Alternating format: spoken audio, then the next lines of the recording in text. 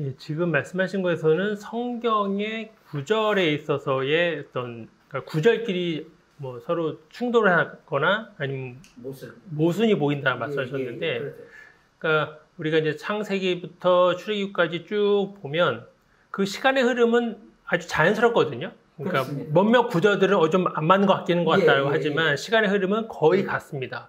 그런 걸 보면 그러니까 창세기부터 그러니까 뭐 오경까지만 봤을 때 신명기까지는 어쨌든 순서대로 기록된 것은 맞다. 다만 그 속에서 내용 자체에서는 약간의 어떤 편집은 있을 수 있다. 그렇게 말씀하신 건가요? 아니면 창세기, 출애굽기, 레위기, 신명기 이 순서조차도 기록된 순서가 아닐 수 있다. 그렇게 보시는 건가요? 그 기록된 순서가 아닐 수 있습니다. 그래서 그거는요. 그냥 제가 이렇게 결론만 말씀을 드리면은 많은 분들이 오해를 하실 수 있기 때문에, 그러면 그 이해를 돕기 위해서 왜 학자들이 그럼 그렇게 생각하게 됐는가? 이걸 뭐 제가 혼자서 그게 그 순서대로 기록 자체가 안 됐다. 나중에 그것이 그 순서대로 편집된 것이지 얘기하는 것이 아니라 최소한도 아까도 말씀드린 그 토대 위에서도 300년이 넘은, 그러니까 3세기가 넘는 기간 동안에 그 연구 축적의 결과로 그런 결론에 이르게 된 것이기 때문에 그걸 제가 그냥 역사적으로 그러니까 평면적이 아니라 시간의 흐름을 따라서 그 오해를 피하기 위해서 좀 설명을 드리고자 합니다.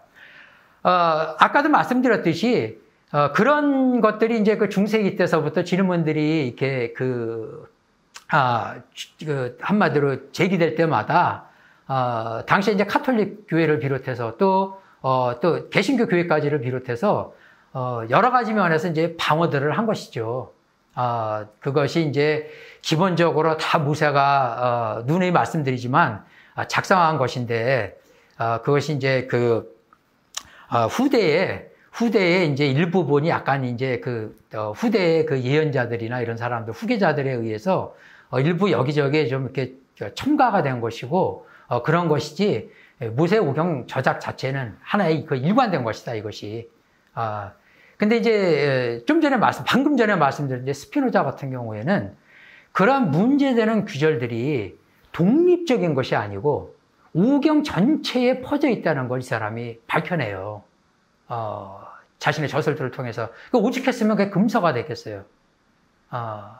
이제 우리가 이제 근데 보통 여기까지는 아까도 말씀드렸듯이 이제 잘 모르는 경우가 많은데, 그 후에 그러면 우리가 좀 아는 사람 얘기서부터 하죠.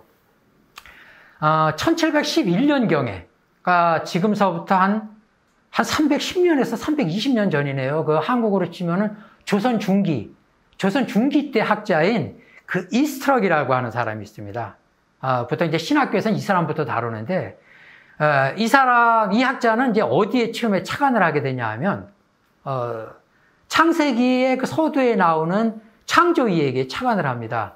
그래서 이 사람이 원어로다가 주의 깊게 살펴본 다음에 창세기 1장 1절에서부터 2장 3절까지의 창조 이야기는 일관되게 하나님을 엘로힘이라고 지칭을 하는데, 2장 4절 이하에서는 일관되게 하나님을 야훼, 즉 여호와라고 지칭한다는 것을 이 사람이 여기에 이제 한마디로 주목을 하게 되는 겁니다. 그래서 여기에 주목을 하기 시작해서 이 사람이 5권 다는 아니고, 이 이스트럭이 1711년경에 창세기 출애굽기, 그 처음에 2권이죠. 창세기 출애굽기를 면밀하게 조사를 한 다음에 신명, 즉 어떻게 하나님을 지칭하는가를 기준으로 최소한 2개의 문서가 창세기 출애굽기에 있다는 것을 밝혀냅니다. 지금 이건 굉장히 간명하게 지금 시간상 말씀을 드린 거고, 굉장히 논증이 치밀하고 길어요.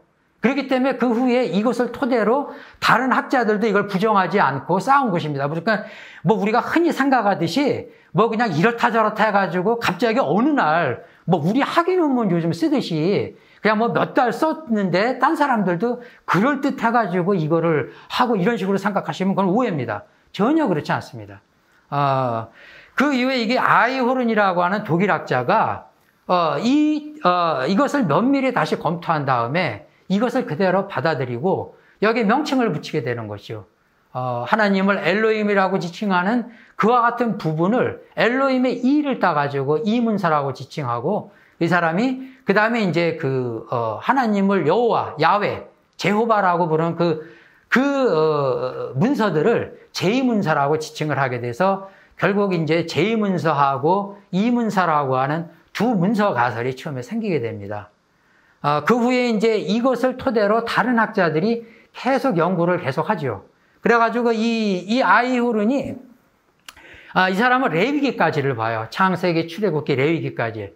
그러면서 이 사람이 자기 연구를 완결시키진 못했지만 최소한도 두 문서가 아니라 세 문서가 있을 수도 있다라고 하는 그런 이 가설을 내세우게 됩니다.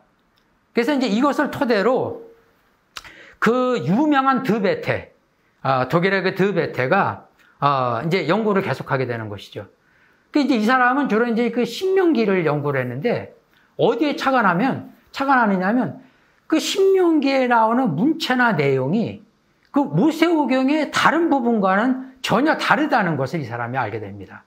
그러니까 이게 한두 해의 연구 결과는 아니죠. 아주 오랜 기간에 걸친 어떤 그 연구 결과인데, 그래서 이 사람이 신명기는 다른 문서라고 하는 결론을 내게 돼요. 미리 말씀을 드리면 이 사람 자신이 그때 그것을 완결한 것은 아니지만 나중에 이것을 신명기, 뒤트로노미, 거기에 그 앞 글자를 따서 이제 그게 이제 D문서라고 나중에 지칭하게 되는데, 최소한 그래서 제2문서하고 E문서, 그리고 이제 D문서, 이 세 문서가 한마디로 얘기해서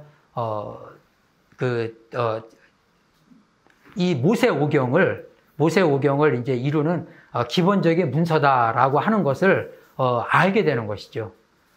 그 다음에 이제 맨 마지막으로 다른 부분, 이제 더 연구가 진행됨에 따라서 처음에 얘기한 이문서, 처음에 이제 이문서하고 제2문서가 구별이 됐다 그러는데, 그 이문서도 부분에 따라가지고 너무나 다른 어떤 문체나 사고를 반영하고 있다는 거를 그 후에 많은 학자들이 밝혀내게 됩니다.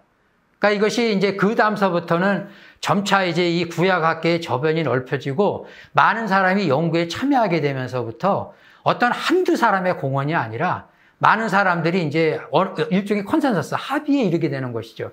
그래서 이것을 E1이라고 하는 문서와 E2라고 하는 문서로 나누게 되는 것이죠. 이것을 E1이라고 하는 문서와 E2라고 하는 문서로 나누게 됩니다. 그래서 나중에 이제 이 중에서 E1 문서가요, 다른 이렇게 모세오경뿐만 아니라 구약에 좀 일찍 쓰여졌다고 생각되는 다른 문서들이 모르고 있는 사실들까지도 언급한다는 것을 생각해서 이것이 가장 늦게 쓰여진 것이라고 하는 그런 결론에 이르게 됩니다. 그래서 이것이 특히 이제 이 제사장의 이게 굉장히 많은 부분을 할애해요. 우리가 왜 모세오경을 읽다 보면은 보통 건너뛰죠, 우리가 솔직히. 건너뛰는데 굉장히 치밀한 제사의식에 대한 많은 설명들이 나옵니다.